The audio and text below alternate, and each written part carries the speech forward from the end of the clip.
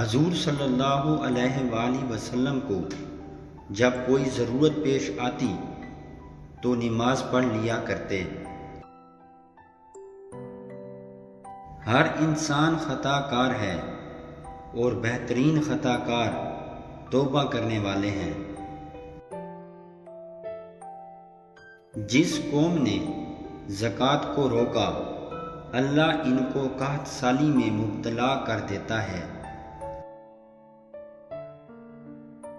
فرض مسجد میں اور نفل گھر میں پڑھنے چاہیے۔ مومن کی جان اس کے قرضہ کے سبب لٹکی رہتی ہے جب تک وہ ادا ہو جائے۔ تو دنیا میں مسافر کی طرح رہ یا رہ روح کی طرح۔ اسلام ذہن ہے اور ایمان دل میں ہے۔ حافظ قرآن کو رات کو نماز لازم ہے اگرچہ 2 رکعت ہی ہو۔